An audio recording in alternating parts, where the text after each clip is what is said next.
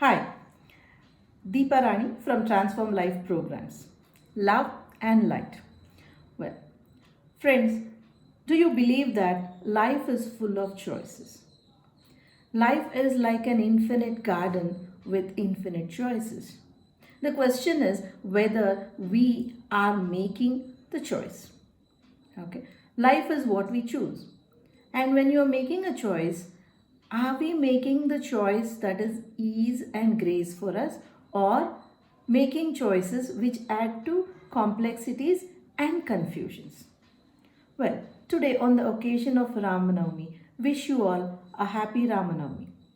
And on this Sri Ramanavami, let us retrospect about the choices that some of the major characters of Ramayana made and how that changed the course of the epic.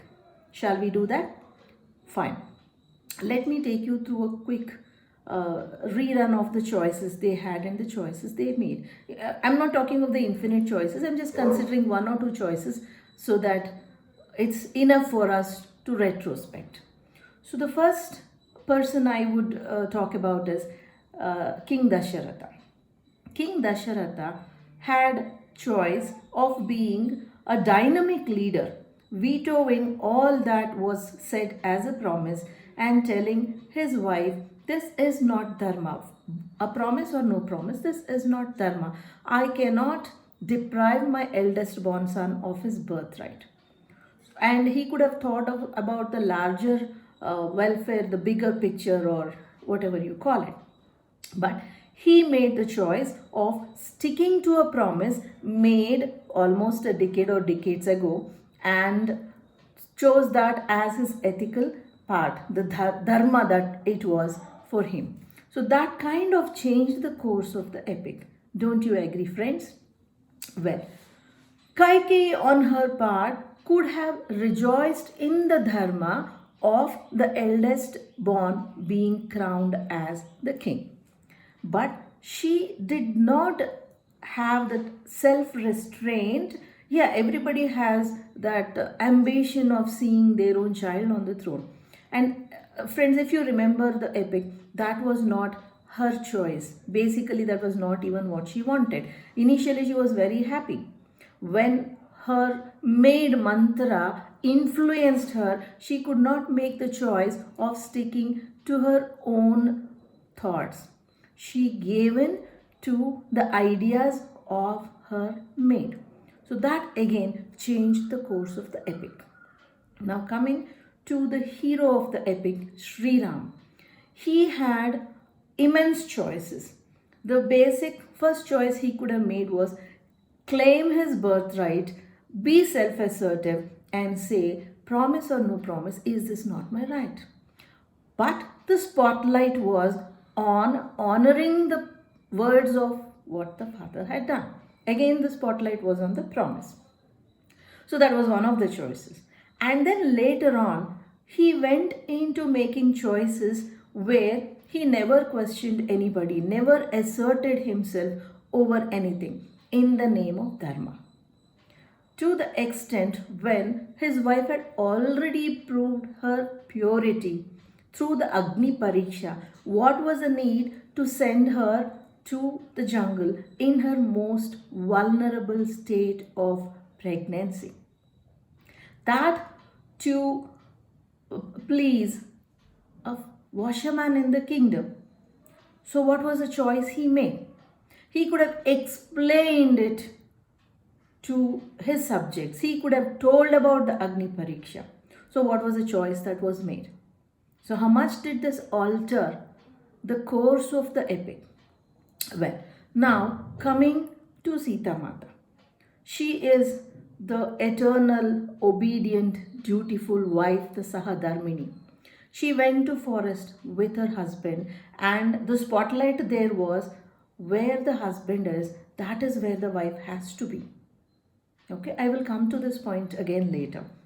And then she made the choice of going with him. And then the so dutiful wife, she could have chosen and asked Rama, don't you believe me? Forget about the others. Don't you believe me? No, she very willingly went into the Agni Pariksha and proved her purity, her chastity.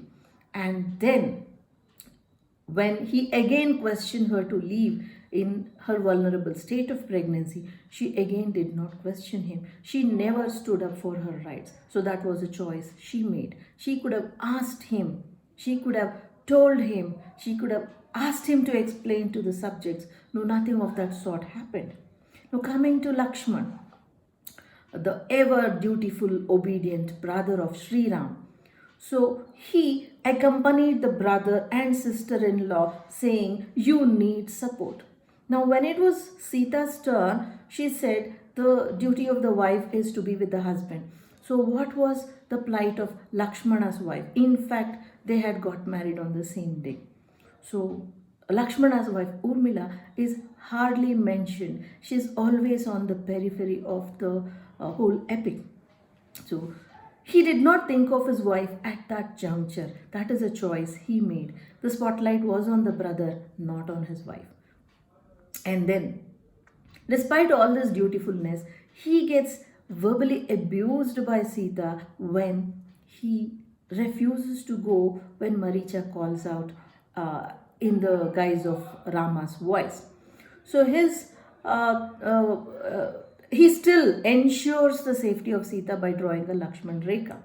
So Sita goes out of it despite being warned not to do that, and we know what happened. So today, what is our Lakshman Rekha? To stay indoors and stay safe. Okay. So now again coming to Bharata. He is known for his dharma and idealism. He could have taken the mantle of kingship and gone ahead. But he said the dharma is for the eldest to come and ascend the throne. And on the behalf of his brother, he ruled till Sri Ram came back. So again, there is a discrepancy.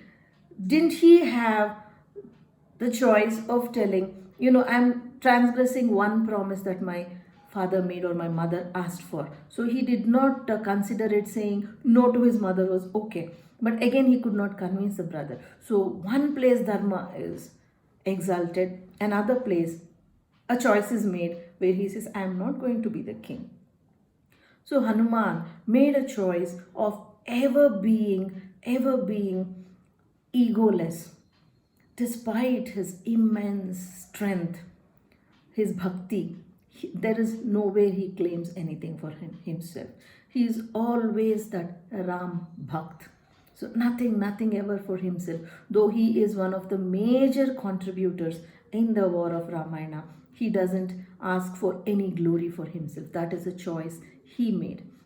Well, now coming to Manthara, she could have been the obedient servant, just being happy for her mistress and being with her, doing what she wanted. Instead, she changed the course of the epic by giving ideas to her mistress, by influencing her mistress. This is a choice that Manthara made, which kind of altered the course of the epic.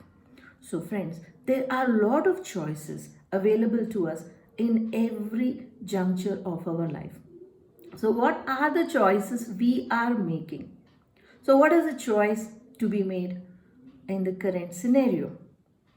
Got to stay home, got to stay safe, and do not contribute to the mass consciousness by always talking about illness and sickness. Instead, talk about what is that is good at this period. We have food for ourselves, we have a roof, we have a cozy bed, we have a family, we have supplies. Let us be grateful to this. So let us make a choice of being grateful and thinking about happy times, introspecting within ourselves as to what else can be done, what other choice can be done to make this period a fruitful one. Thank you for joining me, Deepa Rani from Transform Life Programs. Love and light.